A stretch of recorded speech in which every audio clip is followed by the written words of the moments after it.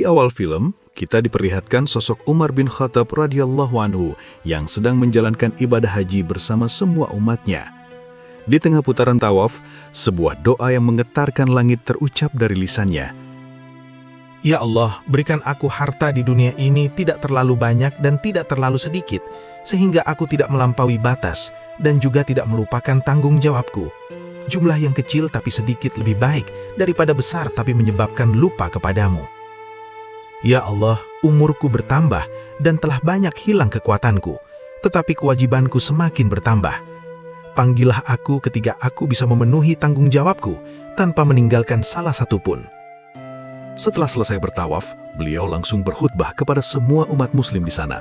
Salah satu isi khutbahnya, Umar berkata, jika untuk menjadi seorang yang beriman, tidak dapat dengan hanya berpikir dan berharap saja, tetapi juga dengan tindakan yang nyata. Selain itu, beliau juga mengatakan, jika semua pemimpin harus bisa membantu rakyatnya, bukan malah mendindas rakyatnya.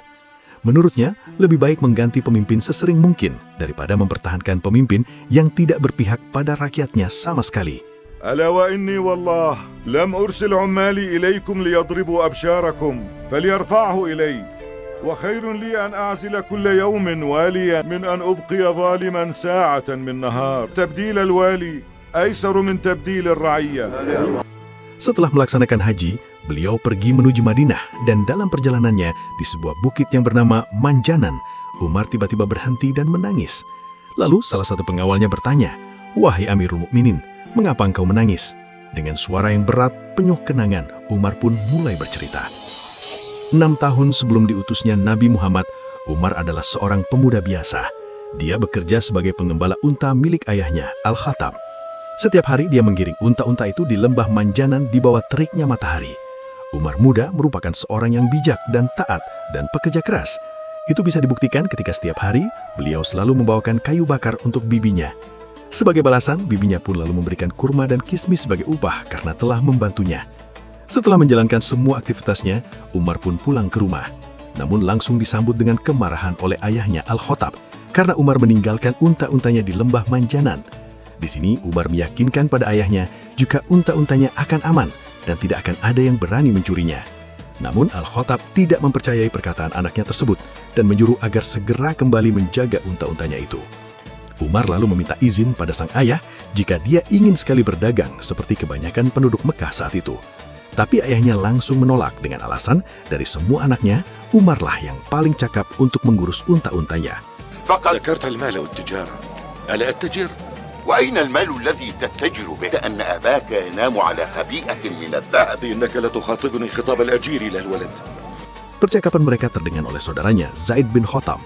Melihat kelelahan Umar, dia memutuskan untuk membantu menjaga unta dan membiarkan Umar beristirahat malam ini. يريح الليلة في مكة وأنا أخرج إلى الإبل يوافيني هناك غدا. أنت للإبل؟ أتعظيم هذا أم ازدراء؟ لا هذا ولا ذاك، ولكنك لا تحسن ما يحسن.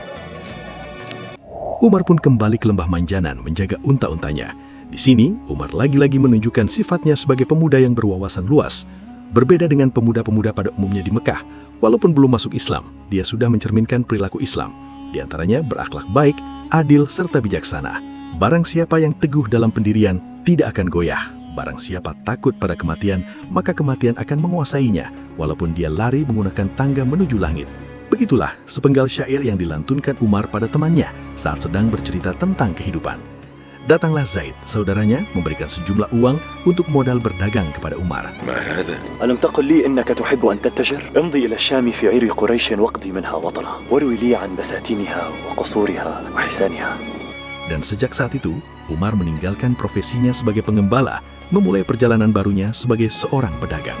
2 tahun sebelum diutus Nabi Shallallahu Alaihi Wasallam, Umar bin Khattab pergi ke Damaskus sebagai pedagang bersama rombongan kafilah Quraisy lainnya.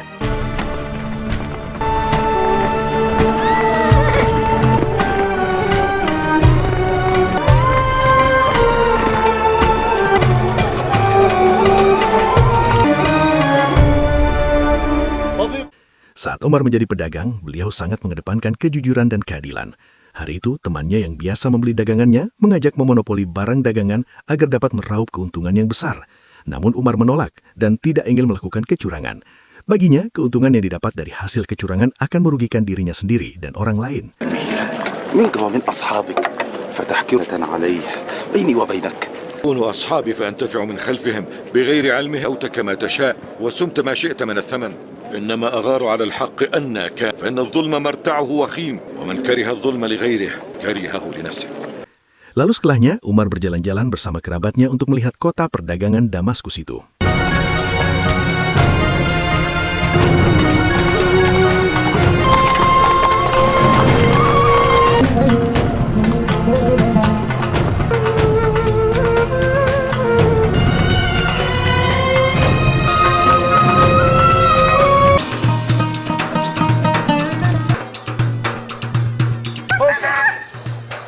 Di Mekah, Safwan bin Umayyah, dia selalu menunjukkan sifat dermawan dan sombong kepada semua wanita-wanita cantik, meskipun harus memberikan harga murah barang dagangan ayahnya. Dia rela asalkan mendapat simpati dari wanita-wanita. Tak lama berselang ada dua orang yang sedang berselisih lantaran adanya kecurangan dalam perdagangan. Di depan Suhail bin Amir, pemimpin Bani Amir, mereka saling membela diri satu sama lain. Suhail lalu memberikan uang ganti rugi kepada kedua orang tersebut untuk menyelesaikan masalahnya itu. Dia tidak ingin kaumnya yang memimpin di Mekah disalahkan akibat tidak bisa mendamaikan masyarakatnya sendiri. Kembali ke Umar yang faktanya sangat hebat dalam bela diri.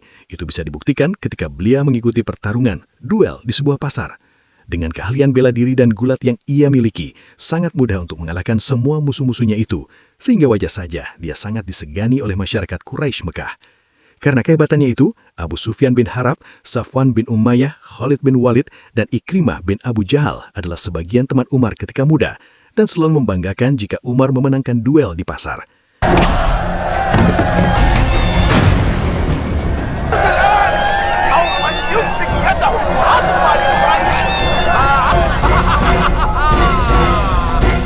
Kemudian tiba saatnya Allah Subhanahu wa Ta'ala mengutus seseorang di penduduk Mekah sebagai seorang Rasul, yaitu Nabi besar Muhammad Shallallahu Alaihi Wasallam.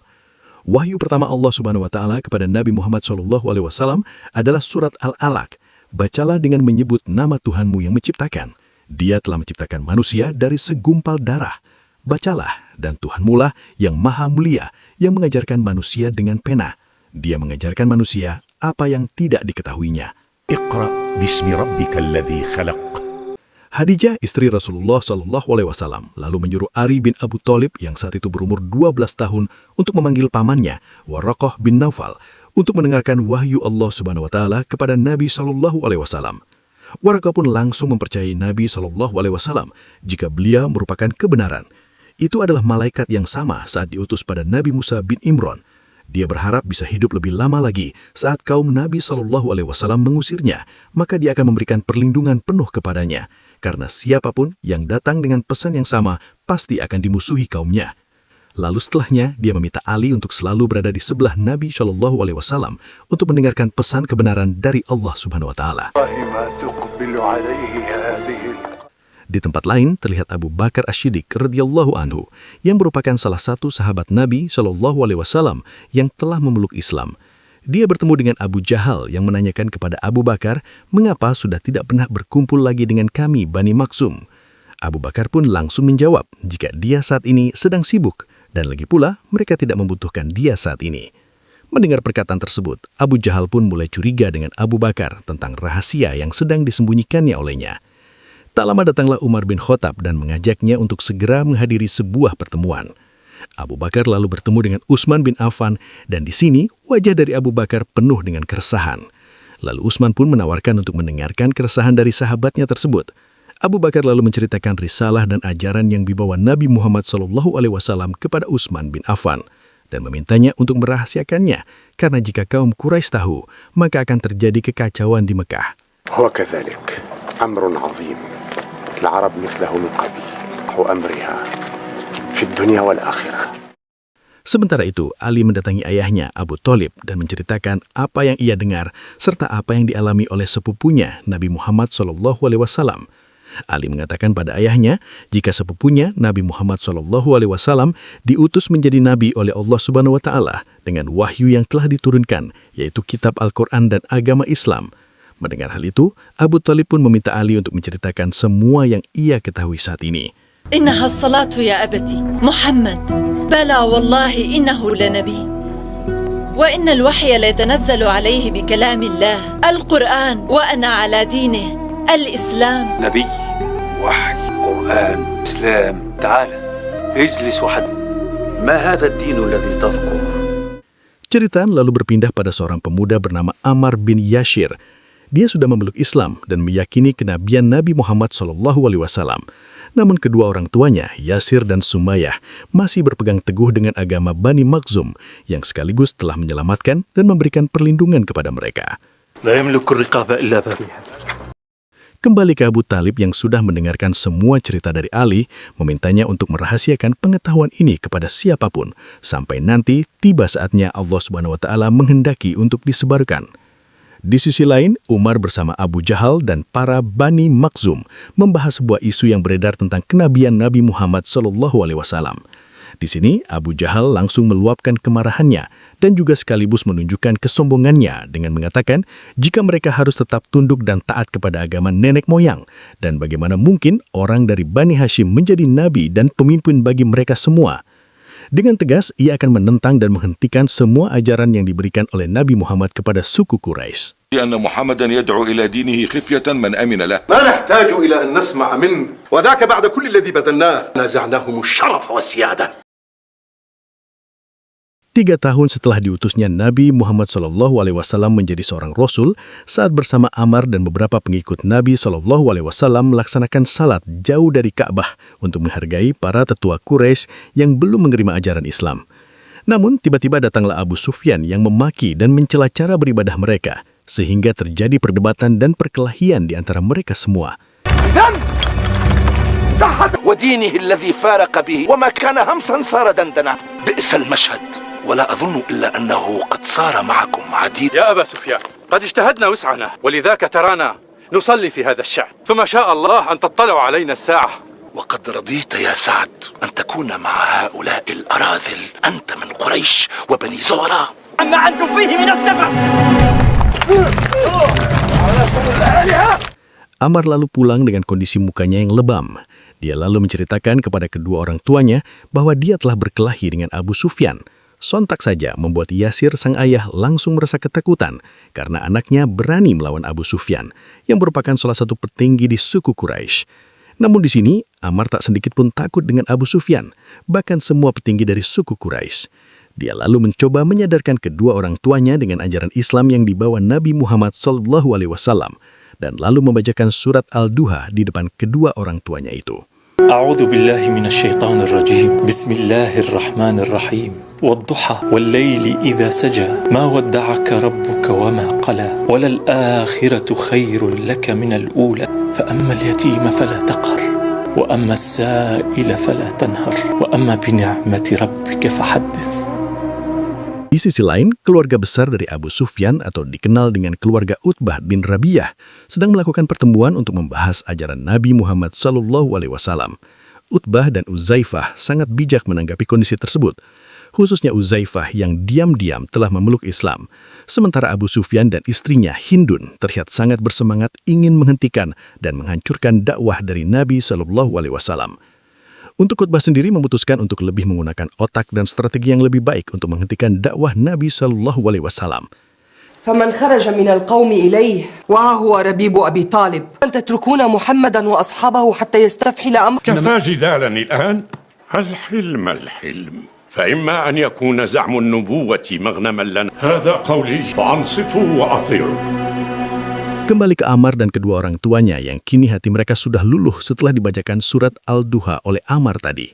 Sang ibu lalu meminta agar Ammar membawanya kepada Nabi Muhammad SAW agar ia bisa masuk Islam, sementara Yasir sang ayah masih berpegang teguh dengan agama nenek moyang.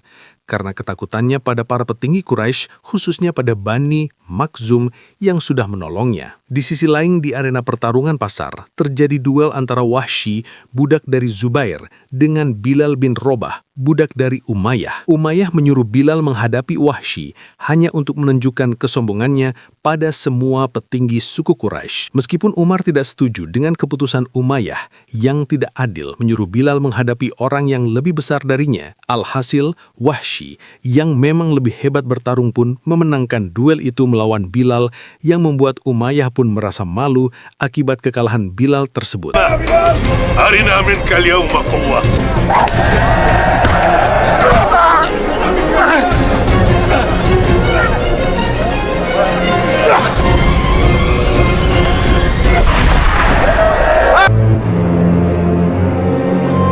لما أنفق على طعامك وشرابك. هيا هيا.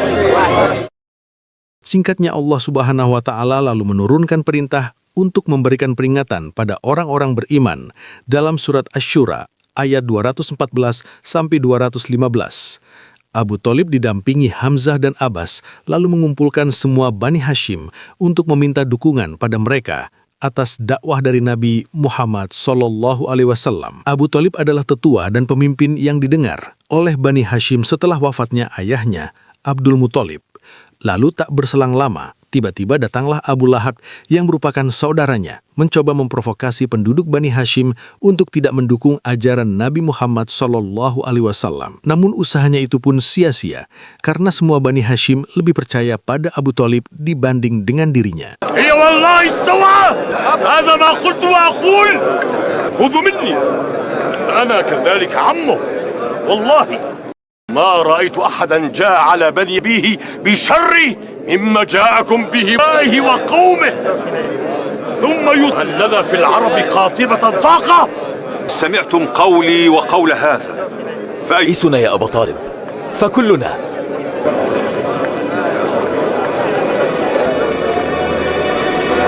Di sisi lain, Umar sedang berdebat dengan salah satu saudaranya, yaitu Zaid, yang membahas situasi yang terjadi di Mekah saat ini. Menurut Umar, ajaran yang dibawa oleh Nabi Muhammad SAW akan mendapatkan dampak yang sangat buruk dan akan memecah belah suku Quraisy, sehingga hubungan antar suku di Arab akan hancur. Meskipun masih muda, Umar sangat aktif dalam mengurus Bani Adi, sehingga dia akan memastikan semua Bani Adi harus tetap mengikuti pendapatnya.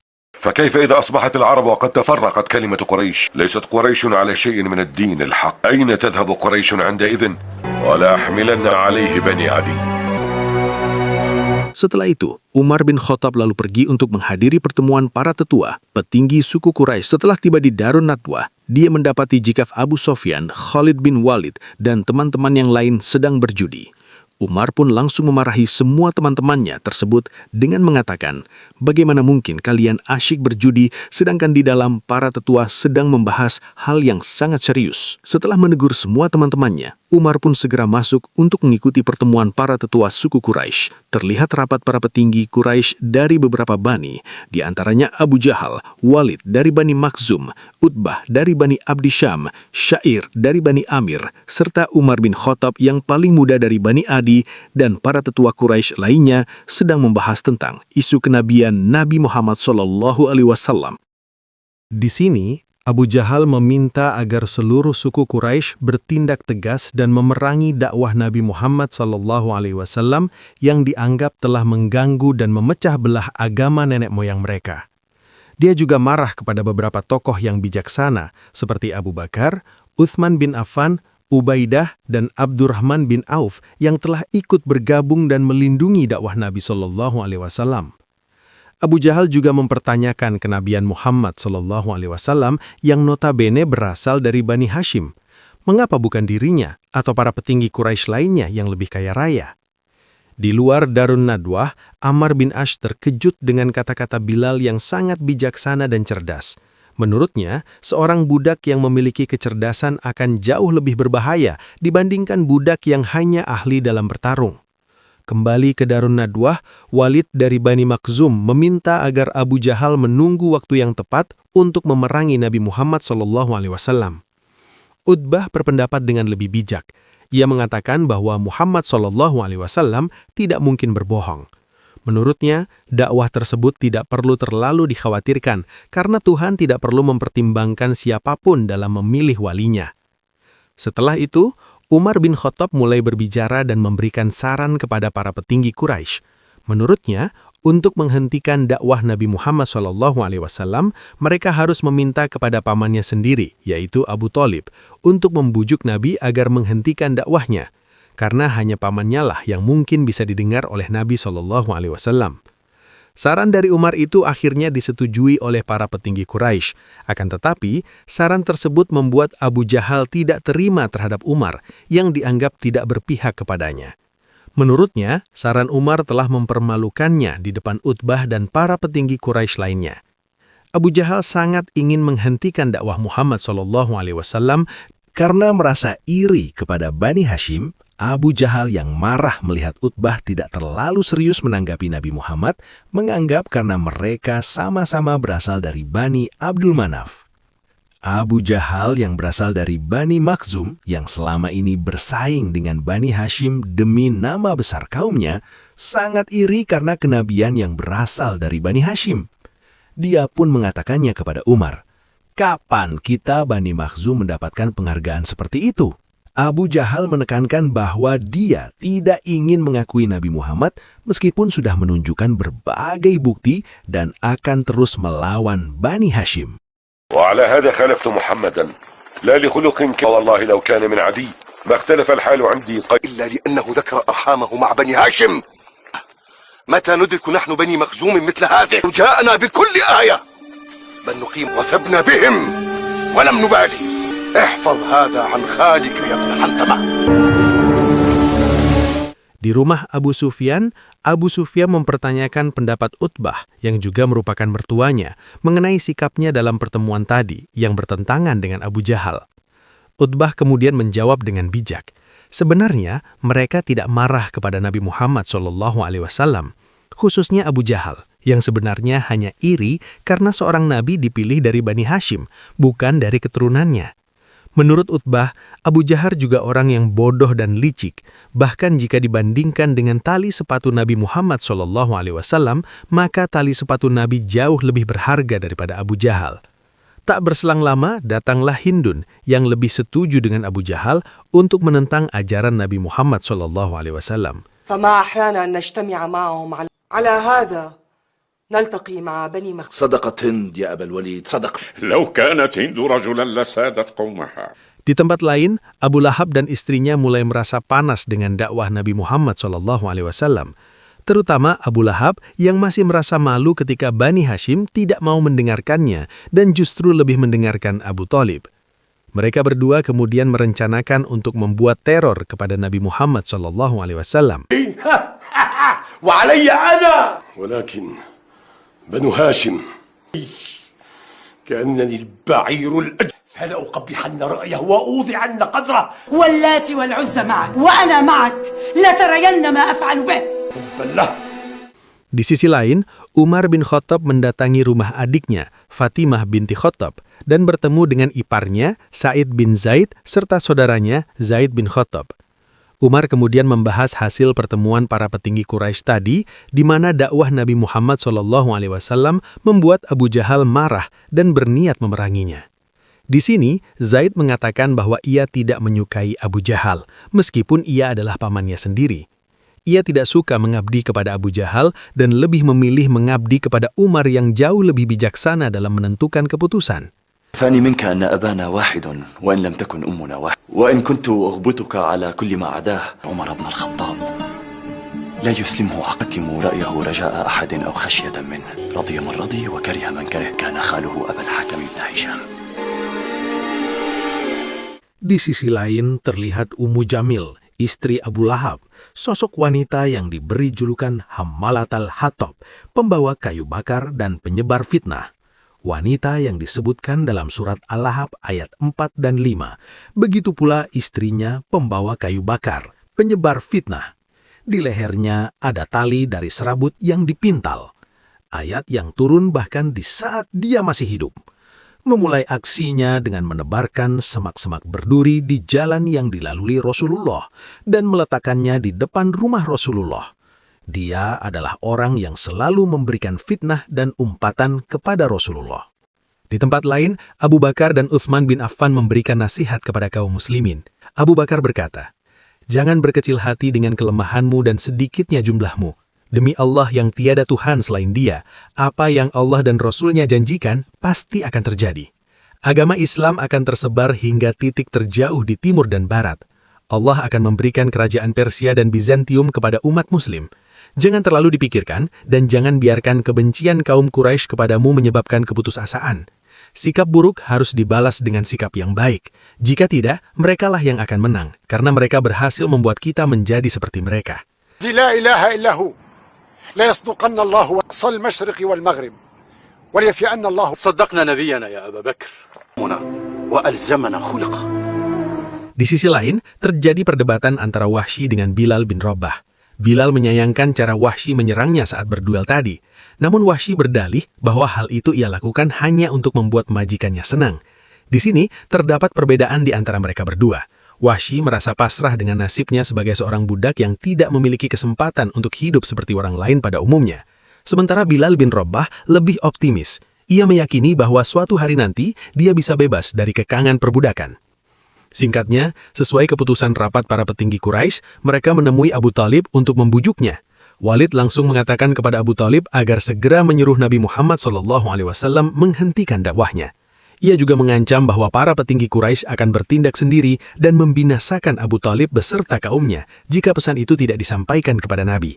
وَنَحْنُ الْيَوْمِ قَدْ بَلَغَ السَّيْلُ الزُّبْ حَتَّى تَكُفَّهُ عَنْهُ نُنَازِلَهُ وَإِيَّاكَ فِي ذَلِكَ حَتَّى.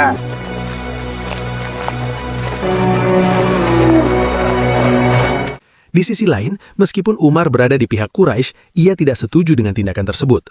Umar sangat menyayangkan tindakan yang tidak bermoral dari para petinggi Quraisy kepada Abu Talib. Ia juga kecewa karena mereka mengancam akan membinasakan Bani Hashim jika tidak mengikuti perintah mereka. Padahal sebenarnya, kaum Quraisy sangat menjunjung tinggi kehormatan dan persaudaraan. Sin kemudian berpindah kepada Utbah dan Al-Walid yang mengunjungi rumah anaknya Huzaifah. Utbah terkejut ketika melihat anaknya sedang makan bersama budaknya bernama Salim. Utbah pun langsung marah. Apa yang akan dikatakan seluruh Quraisy jika mereka tahu bahwa anak Utbah, pemimpin Bani Abdi Syams, makan bersama budaknya?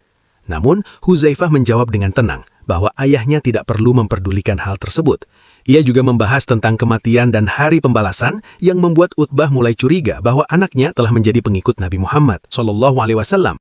Di tempat lain, Abu Lahab mulai melancarkan aksinya.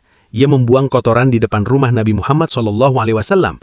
Namun pada saat itu juga, Abu Talib, Hamzah dan Abbas memergokinya. Abu Lahab pun meluapkan kemarahannya. Ia mengatakan bahwa Nabi Muhammad SAW telah menghina dirinya dan istrinya, serta mengancam mereka dengan api neraka. Abu Lahab juga menyalahkan saudaranya karena telah mendukung Nabi Muhammad. Abu Talib kemudian menjawab bahwa jika Abdul Muttalib masih hidup, ia pasti akan sangat sedih melihat perilaku Abu Lahab seperti itu. Abu Lahab pun terdiam dan sadar. Dia pun ingin segera pergi, tapi dicegah oleh Hamzah. Hamzah menyuruhnya untuk membawa kembali kotoran yang diletakkan di depan rumah Rasulullah. Dengan wajah kesal, Abu Lahab pun pergi sambil membawa kotoran yang dia bawa tadi. Abu Talib kemudian membacakan surah Al-Lahab. Binasalah kedua tangan Abu Lahab dan benar-benar binasalah dia.